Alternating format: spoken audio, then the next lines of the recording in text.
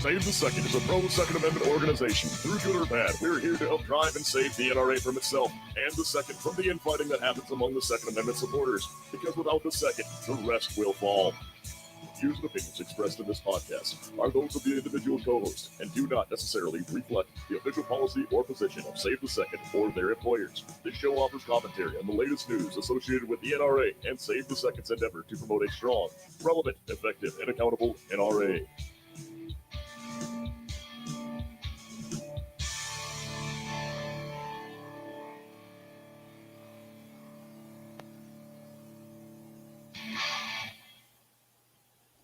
Hello and welcome to the Save the Second podcast. This is episode 22. Today is Monday, July 27th. My name is Ron Carter. Tonight we have a lot to discuss. Joining me today is Anthony Garcia, the president of Save the Second. Anthony, how are you today? I am doing very well. Just another sunny Monday here in Colorado. Doing pretty good. Yeah, you say sunny down here in Colorado Springs. It's starting to cloud up. Might get a few sprinkles. So we have a special guest today, NRA Board of Director candidate at large, Frank Tate. Frank, how are you? Good, Ron, Anthony. Good to see you guys here in sweaty Pennsylvania. Yeah, a little. That's probably an accurate assessment, at least. Yeah. Oh man. Well, guys, it's been roughly a month since our last podcast. There's been a lot that have been waiting to see what would happen. And yeah, there's a lot, but first there's probably a lot of people watching this that have no clue who we are or what we do or any of that good stuff. So let's give a brief introduction of ourselves, tell everybody who we are. Like I said earlier, my name is Ron Carter. I'm in Colorado Springs, Colorado. I am a firearms instructor, competition shooter. You name it, if it revolves around firearms, and I probably do it. Behind me is a reloading setup. Obviously, I do a lot of reloading because I have to shoot a lot. Or I don't have to shoot a lot. I want to shoot a lot, so I have to have something to supply my habit. Yeah, I work in the aviation industry as a day job. That's for a paycheck, but all of that paycheck goes to house kids and firearms. But that's me. Now, my goal with Save the Second is to make the NRA strong, relevant, effective, and accountable, and that's kind of why we're here. Anthony, tell everybody about yourself. My name's Anthony Garcia. I'm president of Save the Second. I've been involved in firearms activism for a long time, grassroots activism, politics in general here in Colorado. And I am involved in lots of shooting fun, not like Ron. Ron's much more than I am. But yeah, mostly I train jiu-jitsu rather than firearms, and that's why I got a black eye today. But it's pretty much it.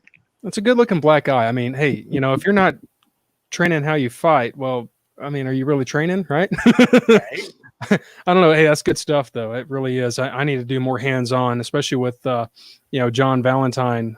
He's so close to us now. Oh my gosh. But anyway, we're going to have him up here pretty soon. We'll talk after the podcast. Yes, that's what I've been waiting to hear. That's going to be fun. Frank, man, I've been watching you recently, and you've been teaching so many instructors. The picture of you shooting black powder, it's just it's such an awesome picture. Tell us about yourself, Frank. Hi, Frank Tate. I'm an NRA benefactor, training counselor, chief RSO. Been involved in the shooting sports since the late 70s. I'm semi-retired. I've spent the last 20 plus years serving on boards of directors. Currently serve with 6 different boards. And the one I was looking to do was to get on the NRA board of directors. Ran for that this year. And unfortunately, I came in dead ass last, which was very disappointing. But as Ron said, I most recently taught a group of certified a new group of NRA shotgun instructors. As of yesterday, we have 20 new instructors. And part of that class, I got them to all shoot a black powder shotgun, which was a lot of fun. Oh my goodness. Yeah. Okay. First of all, the shotgun instructor cert was probably my hardest one to get, mainly because I shoot almost exclusively with rifle and handgun. And so it's so hard for me to disengage from that and to realize the methodologies of shotgun. Oh yeah. That's still amazing, man. Oh, I will say in the video of me shooting the black powder shotgun, I did miss. I shot over it because I did the classic rifle shooter. I stopped instead of continued my swing. Oh my gosh, absolutely. I have a hard time following through. Oh, yeah, guys, it's so good to be with you tonight, and unfortunately it's kind of disheartening because we always have something bad to say about the NRA. It seems like there's hardly any good news to report, and unfortunately we have more bad news. The first that we'll cover is the NRA meeting of the members, which in June was rescheduled for September, and that just was canceled and rescheduled as well. It looks like now that the NRA meeting of the members is going to be in Springfield, Missouri still after the rescheduling, the initial rescheduling, but it's going to be in November now.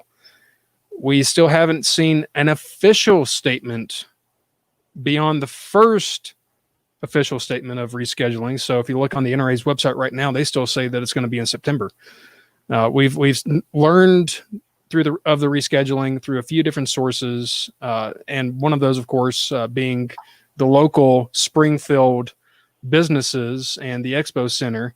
And I guess they're as clueless as we are. Anthony, what are you making of that? Well, okay, so their official reasoning is the coronavirus, and I think it's probably true, because there's a lot of restrictions going on right now with how many people you can stick in one place. I think that's probably true. I don't know why they haven't figured out when it's going to be yet. There's also the question of them rescheduling the actual board meeting. So rescheduling that to a virtual meeting, I don't understand how that's going to work. I mean, half these people don't even know how to use computers. Sorry, but it's true. I guess we'll find out. Yeah, I mean, there was I guess back in January we learned that Wayne LaPierre doesn't even have a computer in his office. No, he does not. So how is he going to? How is he going to watch the board of directors meeting? I don't know, Frank. What's your take on that? Being around boards and working with some, I'll call them seasoned citizen board members, they normally have assistants who work through that who are technically savvy. So that doesn't bother me. To me, I'm not sure where the bylaws sit. I know I've engaged counsel to look at the bylaws and the implications for the elections and what all this means. But I mean, I know I'm on a number of different boards, and we meet on Zoom. We do our voting using the poll capability. And so we have recording, but our bylaws allow us to meet virtually. They're all Pennsylvania companies, and Chapter 12 of the Pennsylvania Code allows for virtual meetings if the bylaws permit it. And it also allows for email voting if it's unanimous and all directors vote. So I don't know the New York law that well. I don't know the New York law at all in terms of how they would do that. But to me, the company, the two public companies that I shouldn't say public, the two for-profit companies that I work with do those meetings via Zoom as well. So to me, it's now a standard practice, and the NRA needs to catch up to the modern era. Yeah, absolutely makes sense. I was recently in a board meeting for the Grand Prairie Historical Society, of which I'm a member, and they were doing their very first virtual meeting. It worked out pretty good. I think we had some 28, 30 persons attend virtually. I was able to attend, and this is an Arkansas Historical Society, and I was able to attend while I was in Tucson, Arizona. So that was kind of cool. Yeah, I'm curious to see how the NRA pulls it off. And this timing of November is one that really makes me raise an eyebrow. Well, first of all, according to the bylaws, they have to have the meeting of the members no later than November 30th of each year. Mm-hmm. Beyond that, they have to have published the meeting is going to be held XYZ at what time, all this good stuff. They have to have it published no less than twice in the official journal prior to the meeting. Mm-hmm. Yeah, Now, on top of that criteria, which, by the way, you can find in Article 3, Section 8 Alpha of the NRA bylaws. But besides that, this is going to be presumably post-election. No way they're going to have this over election night. I mean, that's not going to happen. So are they going to be singing President Trump's praises? Should he be reelected? Is that going to be a reelection party? Or should he lose? Is that going to be a rallying cry for more NRA members? It seems more convenient timing to not face the facts of the NRA being in dire straits. I got a question about it too. This is really going to mess up the timing for petition candidates, and we've already talked about that. It's been mentioned a few times. How exactly is this going to affect petition candidates to get on the ballot for next year? Oh, goodness. Go ahead, Tate.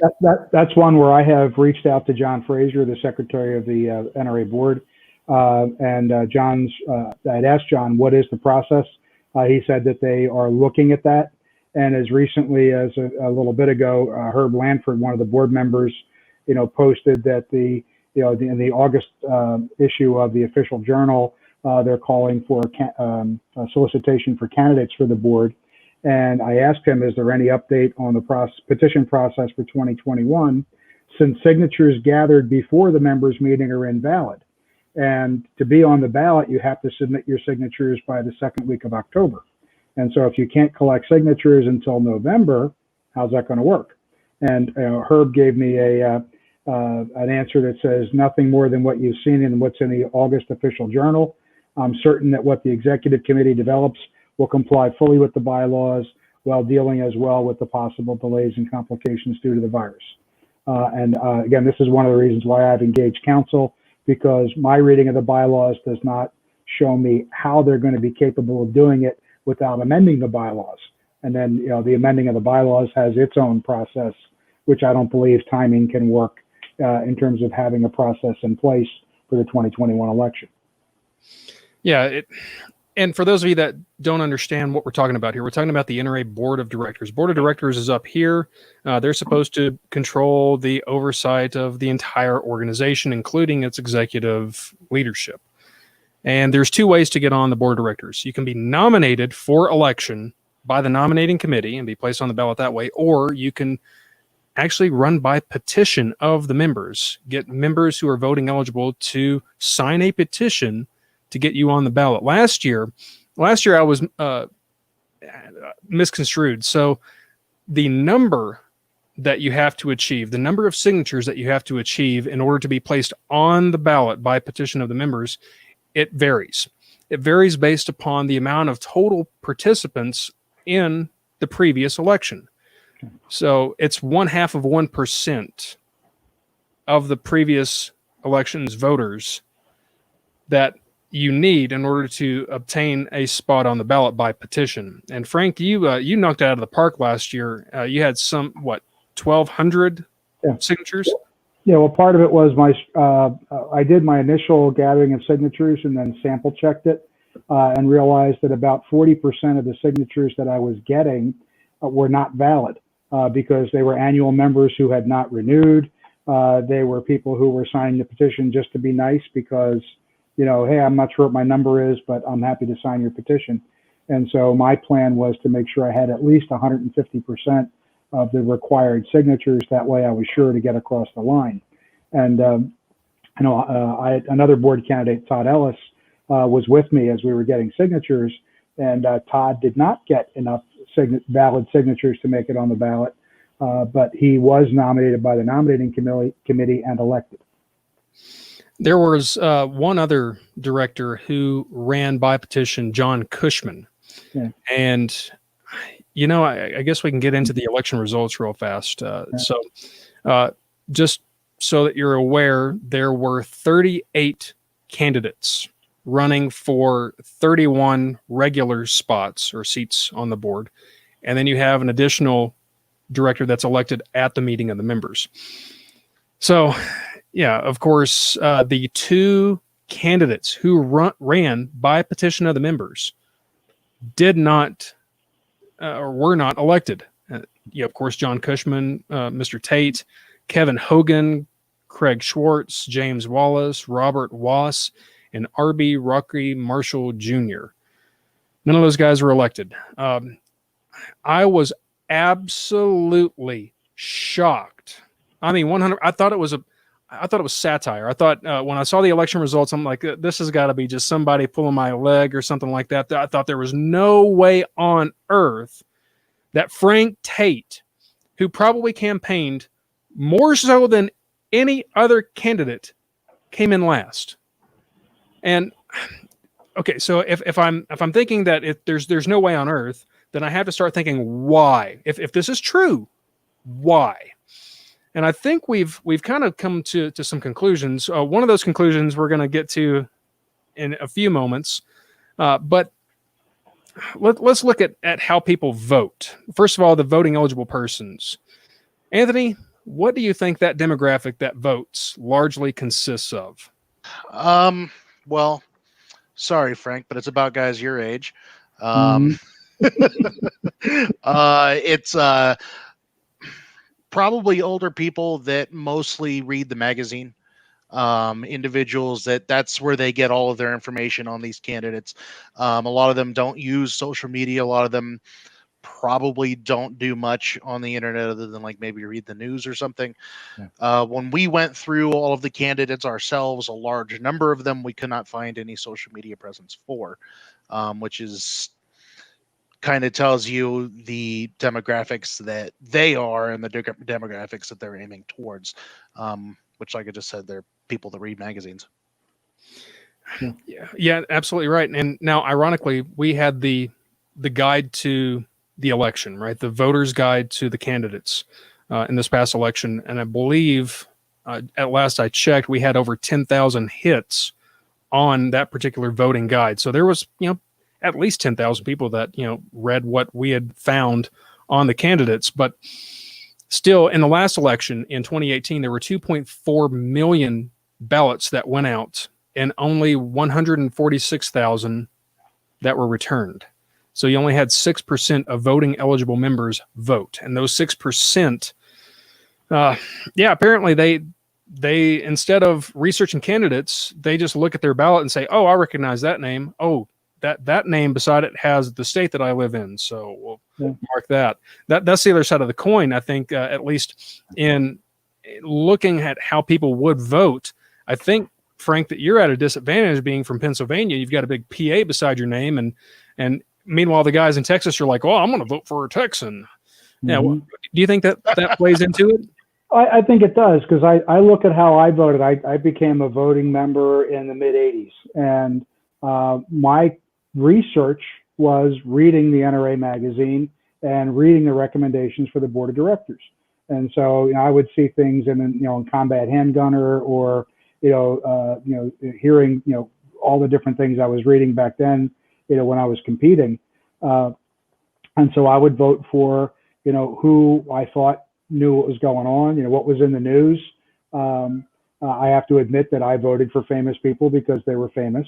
And then I voted for people based on what I read from the board of directors recommendations and the candidates. I think it's similar to people that own mutual funds, where you're going to get a proxy and the board's going to ask you to vote for the board of directors, and these are the endorsed candidates. And what happens is people vote for either they vote for the endorsed candidates, or they vote for they vote for everybody but the endorsed candidates. But the endorsed candidates always win. And so I think that's a big part of what goes through here. And that I think the nominating committee is a huge advantage, because if you're endorsed by the nominating committee, that means that you're recognized.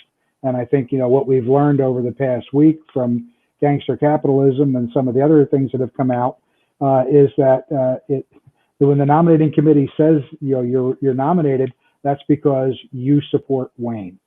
And that that's what the nominating committee is putting out, and they're only endorsing those that support Wayne. You are absolutely right. And I think that's a great segue for us to go in and talk about that episode. That episode released on the 22nd, which was 5 days ago. Gangsters of Capitalism is a podcast that has been doing a series, or a season, I guess you would say, on the National Rifle Association of America. And I believe it was 8 or 9 episodes, and this last one is a bonus episode that came out as a result of two insiders, who essentially blew the whistle on rigging, quote, rigging the election, end quote. In the episode Rigging the Election, Desiree Payne and Michael Schwartz, is it Schwartz? Where's it at? Had it. Yeah, Schwartz. Desiree Payne and Michael Schwartz, two whistleblowers who describe in detail how a particular person whose title is the liaison to the executive vice president electioneers. He literally electioneers. At least according to them, it's allegations, but it's confirmed by two persons that used to be inside.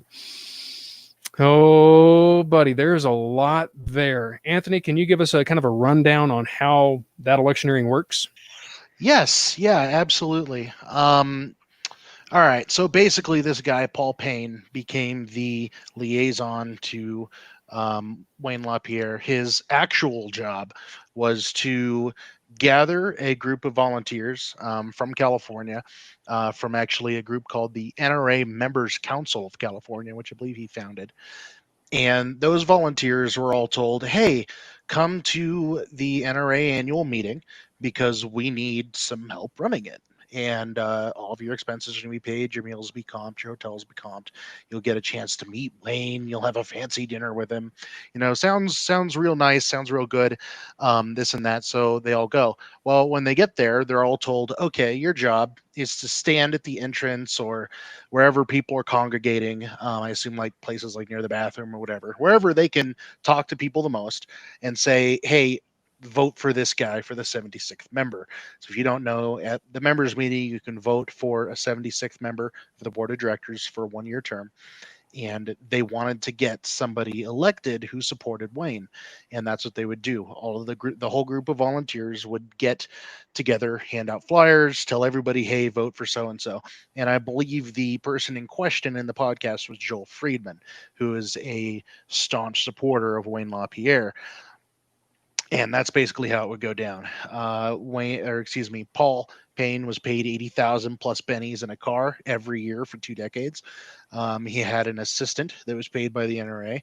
They would spend $35,000 to $40,000 a year on doing this. We did a little bit of napkin math, and we figure somewhere around $5.5 million, I think, was spent on this over the last couple of decades. That's just kind of a rough guess. We don't know for sure. But basically, yeah, they were taking volunteers under the guise of trying to help the NRA annual members meeting, paying them with members' money and having them elect stooges that would support Wayne LaPierre. So basically, it was Wayne LaPierre buying votes for him with members' money. So I want to play for you a clip from 2017. So Desiree and Michael both emphasize a particular election in which Joel Friedman was elected. I think there was another one, Herb Lanford, that was elected as well. Either way, there's been a lot about this that came out recently. In fact, I would advise you to go and read John Richardson's blog, No Lawyers, Only Guns and Money. He has an excellent rundown of that. I'll put the link to that article, that post, in the comments. But let's get back to 2017. 2017 was an interesting time. 2017, there it is. 2017, Adam Kraut was running for the NRA's 76th seat after not winning a spot on the board. And coincidentally, at this time in 2017, the Gun Collective had a panel that was sponsored by the NRA at the annual meeting. I want you to watch this clip. And by the way, you can find this clip on YouTube through Adam Kraut's site or his YouTube page. It's titled the TGC Panel 2017 clip. Of course, you can watch the whole clip of the TGC panel from 2017 on the Gun Collective. But watch this. we're starting to wrap up here, guys, but I think it's really important. If you're in this room and you have not gone and voted for Adam Kraut yet, you still have an hour left to do so. Campaigning, not ready for Secretary of the NRA. We're not having any campaign. Okay, I'm sorry. Candidates. Okay, all right. Got it. Good talk. Thank you. Yeah. Sir, are we allowed to encourage people to go vote, just not for specific candidates? Okay. Okay. Okay. And you're dang right they said vote for Kraut. He should have been freaking Give me a elected. gavel. Oh my gosh, that one still burns me up.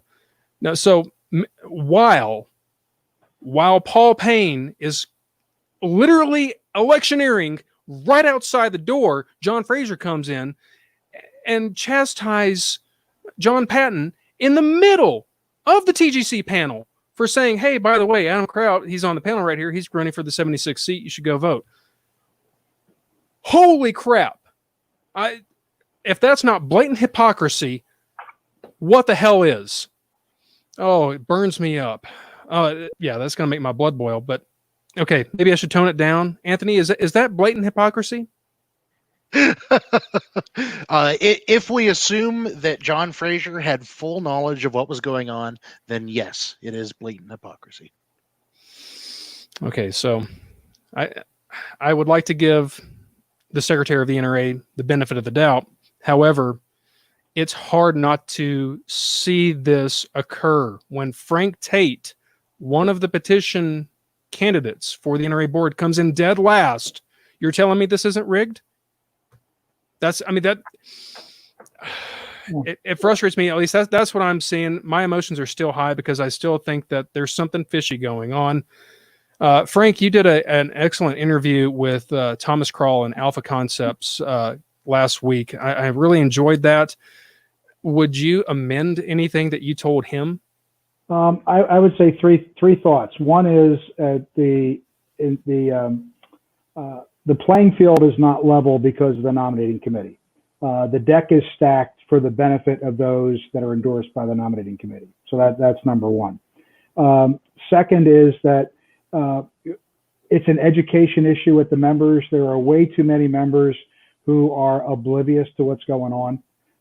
They're not aware of what's going on with the NRA, and that they view the NRA and Wayne LaPierre as one and the same, and that okay, whatever Wayne wants, Wayne gets, and that they are blissfully ignorant, and that the challenge is breaking through that wall of ignorance, because once you break through the wall of ignorance, it's kind of like what happened with me several years ago. I was one of these fat, dumb, and happy old guys who was voting for the nominating committee recommended candidates. And then I got to know Adam Kraut, and as talking to Adam and understanding what was going on, I'm like, holy crap, how come I don't know this stuff? How do we get more people to know it? And, going to the SHOT Show and talking to people, going to the Great American Outdoor Show and talking to people, I helped open a lot of eyes, but people still have to vote. They have to get out there and put that vote in. The thing that really appalls me is the electioneering around the 76th director. And that's one of the things that, I was, looking at the meeting that was going to be in September, and that's going to be a challenge because I know that the NRA will get behind one candidate that's going to support Wayne, and then they're going to try and make sure that there's enough votes to push that candidate across the top. I had no clue about this Paul Payne process in terms of how blatant it is to drive additional votes there. And I think John Richardson's post of 2 days ago, which is titled "Wayne's Personal Insecurities Are Legend, and Now We're Paying for It," literally hits the nail on the head. And that I'm still trying to figure out how do you fix this? Board members have resigned. David Delaquila has filed lawsuits. I'm not sure how to fix this. I've been a long-term NRA member. I've been a member since '79. I believe in the organization. I'm a training counselor. I just taught people this weekend. I have other classes scheduled, so I still want to be able to create NRA certified instructors. But the board is dysfunctional. It's not doing its job.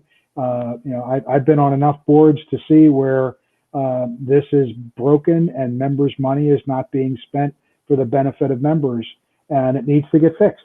And I'm not sure what the right path forward is given these new revelations.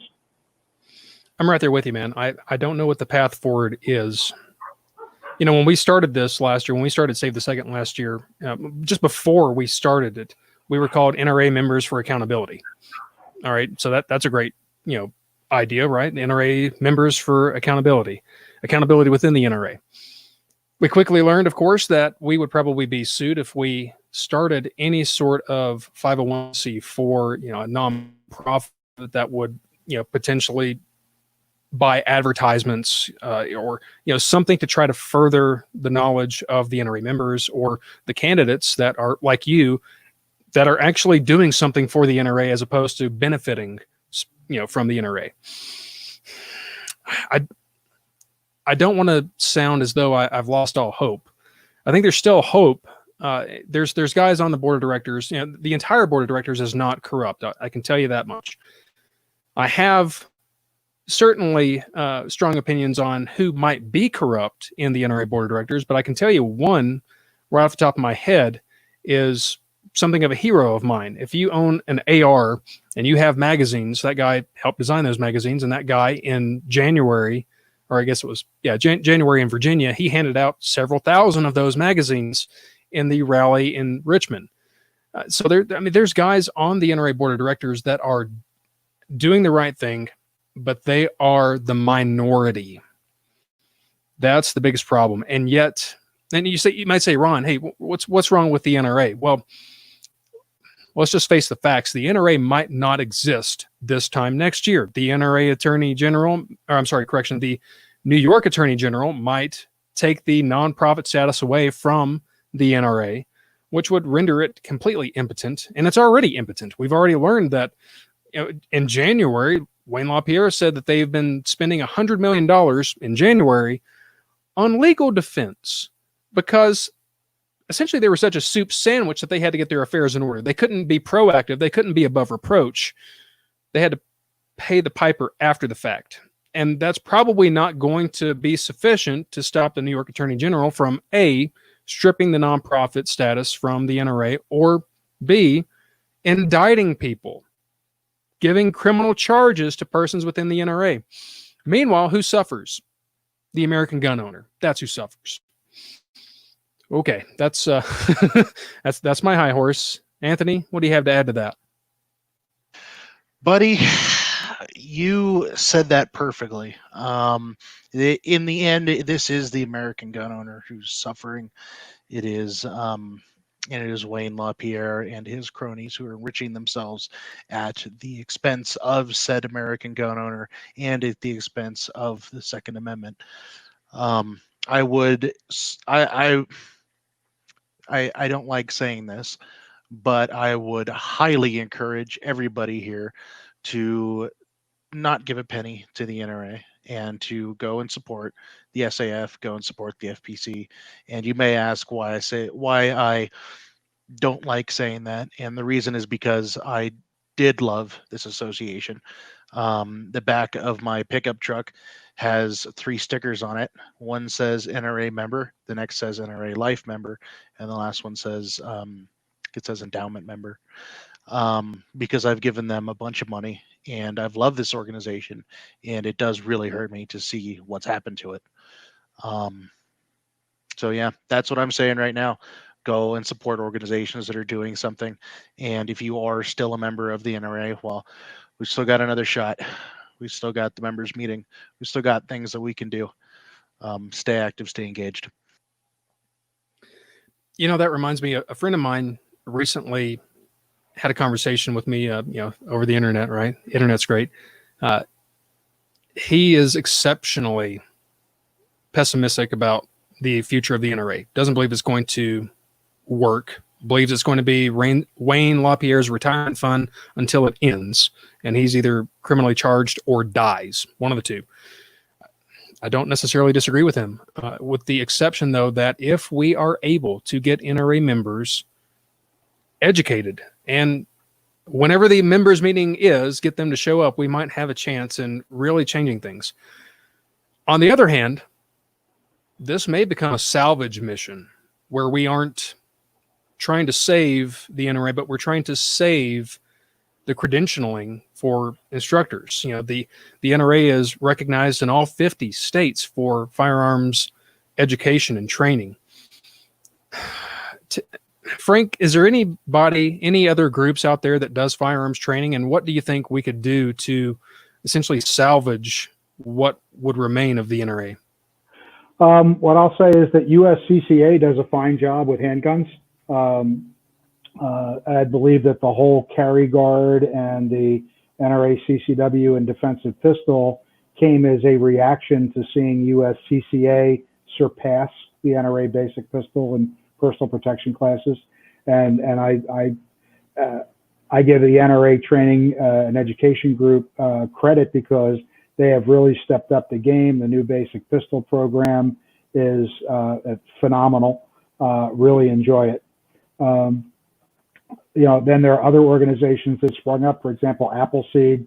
I was part of the first Appleseed outside of North Carolina back in 2006 to create rifle instructors.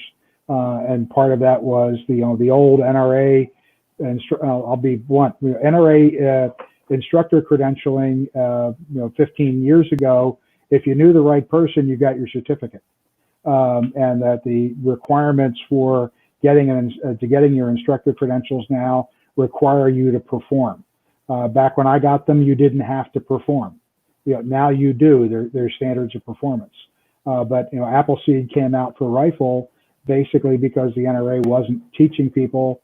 The instructors really didn't know how to shoot rifles. And then other groups that have split off of Appleseed since then. And then the American Trap Association and the shotgun shooting sports have always had phenomenal programs in terms of developing shotgun shooters. So to me, that it's the NRA's prime place and where most of the training takes place. I forget the exact stat. We did a training counselor update in Pennsylvania in February, and Marty Sprick came out, and but I think it's like 85% of all classes that are held in terms of students that come to NRA classes are for pistol. And so that's why the NRA has been focused on pistol classes. And a big part of that is, USCCA is there, and USCCA has been making inroads, getting certifications in different states, for those states that require training to purchase a firearm or require training to have a license to carry or a CCW. USCCA is making inroads so that they are equally credentialed for those states. So the NRA is not the only game in town. And I think that, as an American gun owner and a firearms instructor, it's good to see that, competition is, particularly with education and training, competition is making the NRA better. That's certainly a good thing, but perhaps it's too little, too late. I certainly hope that, of course, USCCA and the other organizations, Appleseed, continue on and continue to grow. Of course, I shoot a lot of IDPA. I've also started shooting a lot of 3-gun, and those organizations are really doing great.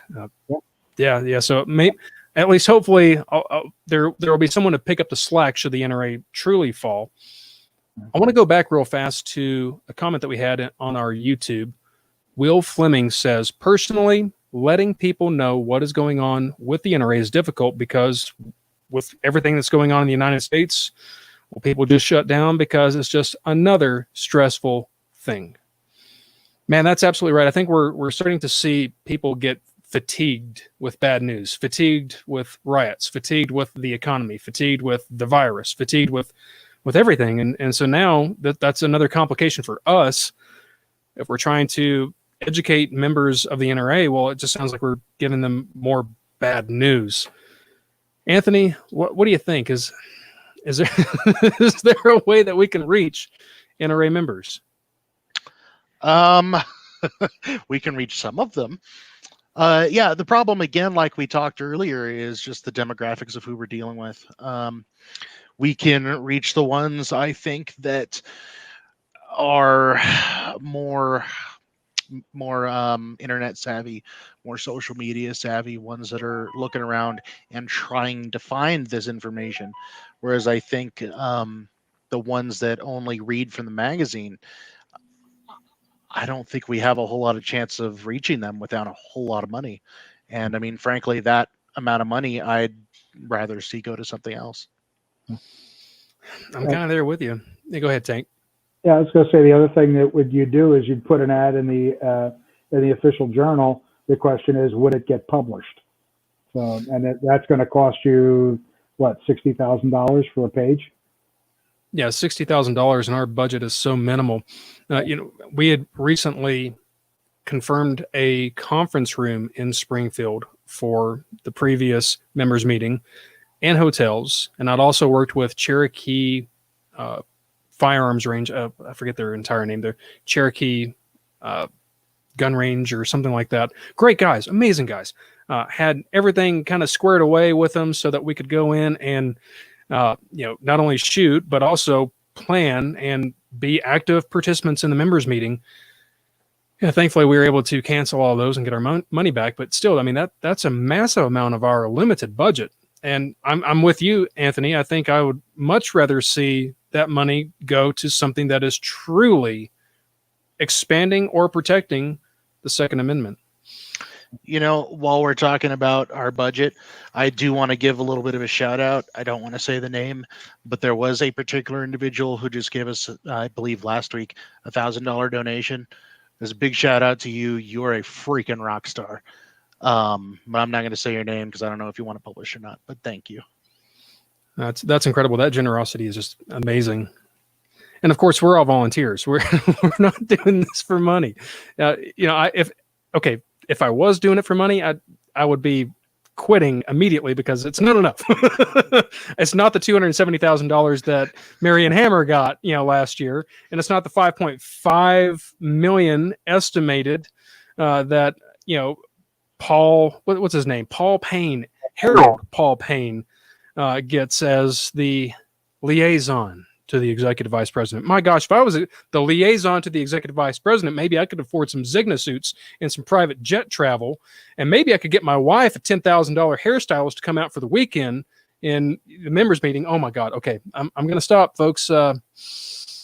It's just one dumpster fire after another. I swear to God. Oh, all right, folks. We've been going for 42 minutes. Closing thoughts. Mr. Tate, give it to you. Well, I think I'm waiting to hear back from John Fraser as to what the process is going to be for the 76th seat. To me, there's still a shot. And then also what's going to happen with the 2021 election. So if there is a shot, I'm still in the game. I am not giving up on the NRA. I will continue to play Don Quixote to the windmill. I love it. I love it. And by the way, man, 100% come hell or high water, I will be there at the members meeting to vote for you and to lobby for you. And by God, if somebody tells me that I'm electioneering, I'm going to say, why don't you give me some money to electioneer next time? Oh, buddy. Anthony. I am going to electioneer the hell out of that meeting. Just FYI. We're going to see what we can do up against H. Paul Payne and his boys. But now, as far as final thoughts go, man, I've already put my 2 cents in. Thank you so much, everybody who follows and listens. Thank you very much. That's all I got. Yeah, my heartfelt thanks to every one of you who are watching or listening. Thank you so much. And of course, the quote that I like to state at the end of the podcast, John F. Kennedy said, "To state the facts frankly is not to despair the future nor indict the past. The prudent heir takes careful inventory of his legacies and gives a faithful accounting to those of whom he owes an obligation of trust." Oh my goodness. Thank you very much for watching. Thank you very much for listening. You can follow us, of course, on Facebook. We have a Facebook group, YouTube. Podcast can be found on your favorite podcast app. The introduction voiceover is Nick Dooley, Dooley Defense. Great guy. All of us, of course, are volunteers.